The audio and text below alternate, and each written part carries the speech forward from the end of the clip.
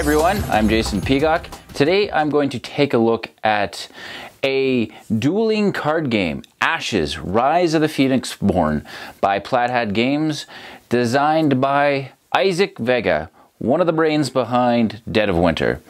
So let me just show you how this game plays, and then I'll give you my thoughts on it.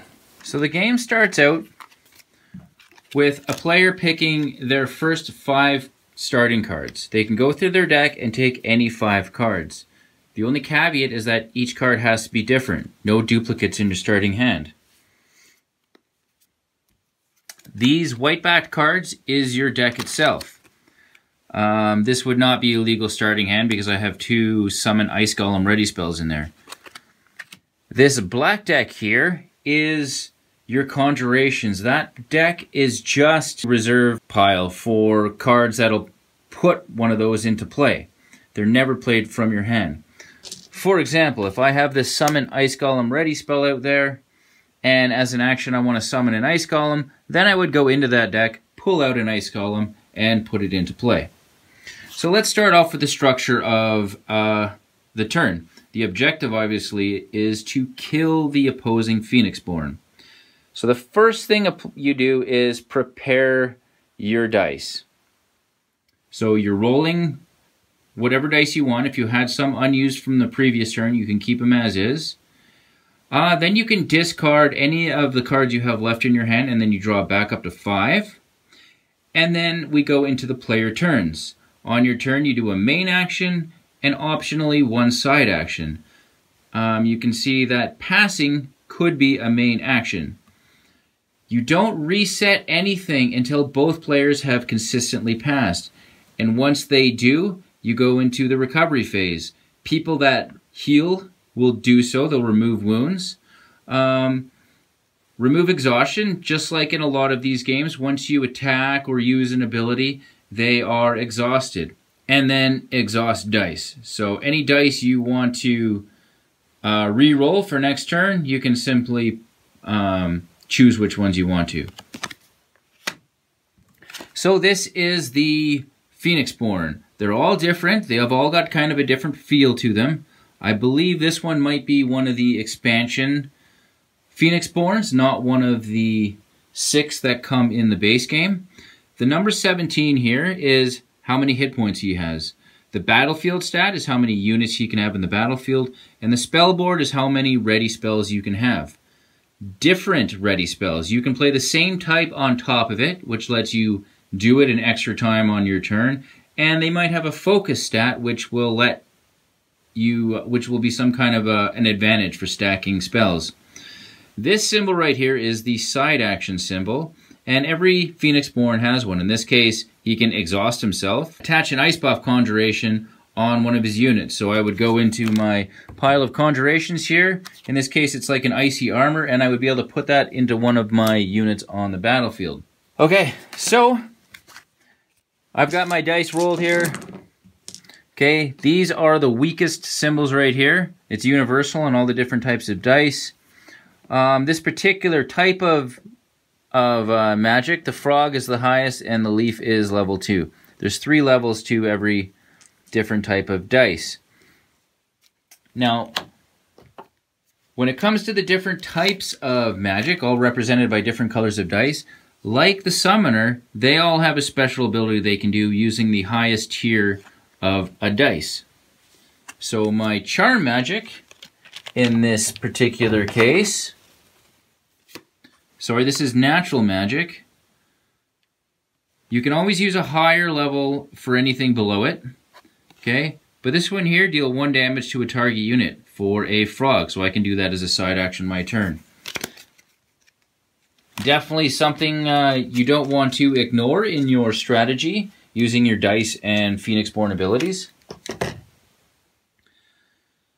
So, on my turn, I would simply, as a main action, I would play this card. This is the cost up here, so this cost is simply a main action. Now, on my future turns, I can exhaust this card, spend 2 leaf magics, which is level 2, and 1 base magic, and then I can take an Ice Golem and put him into play. This focus 2 here is what I was talking about. If I play another summon Ice Golem, it doesn't occupy up a second spot of my spell board. It will allow me to recover a wound from an Ice Golem that's already in play. So your spells and your spell board go there. Units either from your hand or other conjurations you bring into play would go up in front. And it's a very streamlined system of attacking, okay? So like I showed you on the card here, you're either going to pay a main action cost, you're going to attack a Phoenixborn, attack a unit, or pass. So when you attack a Phoenixborn, you declare one or more attackers. Say I'm attacking a Phoenixborn, and then he can defend with one unit per each attacker.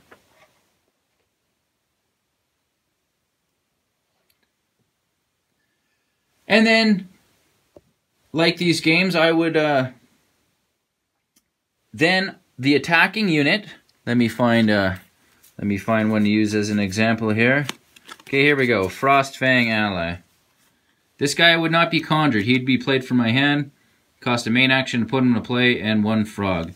This is his ability, that's how much attack he does, how much life he has. Recover value is how much you gain back every round. This battle advantage, it's like First Strike in Magic, or almost all of these games have a version of when you can attack first before the enemy units gets to deal damage. Okay, so I'm exhausting my unit to attack. Now, I would prefer that we just turn them sideways to do an attack, but it is possible to stack these tokens because you only remove 1 every round. So it's not an issue because of that fact. So say I attack his Phoenixborn, if he's got a unit, he can say I'm blocking. The catch is his unit cannot be exhausted. He has to pick an unexhausted unit, and he has to choose to exhaust it if he wants to attack back. If he just wants to take a hit, then he does not exhaust his unit, and then he might be free to attack with it on his turn. The other thing you can do on your turn is if I just wanted to attack a specific unit. Now it's the same principle. The Phoenixborn can always jump in front of an attack on a unit. The only way for another unit to block that attack is if it has the unit guard ability. So generally if you're attacking a unit, if it's exhausted, you're just going to deal your damage to that unit. If it's not exhausted, that unit will be able to do its damage back to the attacker. And that is really the entire game right there. This game is all about the timing. Doing the right thing at the right time. And I will talk about that in my final thoughts. So let's go back up and I'll tell you what I think. So that's Ash's Rise of the Phoenixborn. Now, does this game stand out in a flood of these type of games? I mean, you've got Magic the Gathering, Dice Masters, now Star Wars Destiny, Epic card game, Codex, Mage Wars, Summoner Wars, which differs a little, but the market is full of these type of games. Magic revolutionized this type of game, and many others have tried to find the same type of success as Magic. So, how does this game stand apart from all those other games? Well, you've got the dice rolling technique, which Star Wars Destiny reminds me a lot of. You're rolling whatever dice your mage has, or whatever type you choose to bring to the battle, and depending on the symbols is your limitations on how powerful of a magic, how many of something you can cast. So I like the dice mechanic. There's a way to mitigate the dice mechanic by meditating, where you can discard cards in your hand or your deck. It's a great way to mitigate. I have not had a game come down to deck death, where you take a damage for every card that you can't draw. So it's a really big mitigating thing. I think it takes away the bad luck from dice roll aspect of the game. I like the spell boards and the battlefield, how that works, the limitations on the certain kinds of mages. You've got Phoenixborn. You've got some that'll have more powerful spellboards in play and some that can have more units in the battlefield.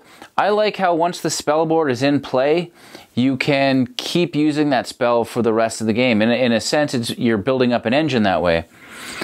And I like how you can play the same type, the same copy of a card, and that spell generally just gets more powerful. It doesn't occupy an extra slot. So these are all good things that the game has going for it. My favorite thing, the one thing I find about this game that makes it stand out amongst the pack a little bit, is how important the timing in this game is. Because it goes back and forth until both players pass, and then a new turn starts.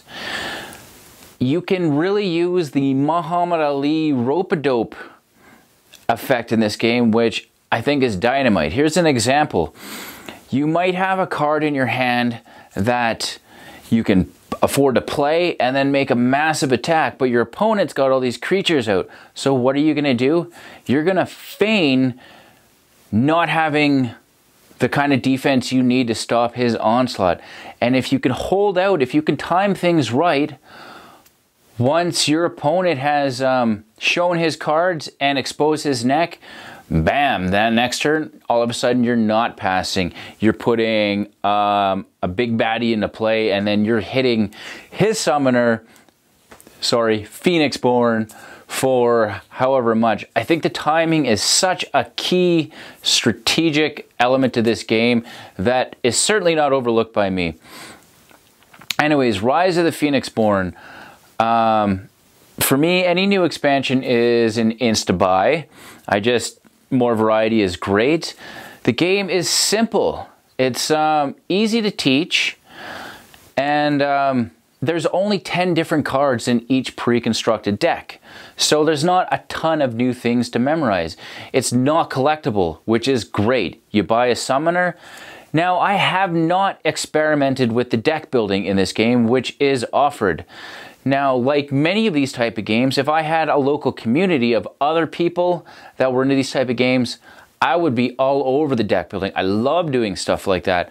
But with that aside, just playing one of my friends or my wife occasionally using the pre-constructed deck is enough for me. And I thoroughly enjoy the game. It's got a place on my shelf amongst Codex and Mage Wars and Summoner Wars because it does have a little bit of a standout quality to it. So that's my thoughts. If you're into these type of games, then this has got my recommendation. So thanks for watching, everyone. I'm Jason Peacock. Thanks so much for watching the Dice Tower videos. Find more great videos and reviews as well as our top-rated audio podcast at Dicetower.com. You can also find other great shows at DicetowerNetwork.com. I'm Eric Summerer, and you've been watching The Dice Tower. The Dice Tower is sponsored by Cool Stuff Inc., where you can find great games for great prices. Cool stuff in stock. Check them out at CoolStuffInc.com.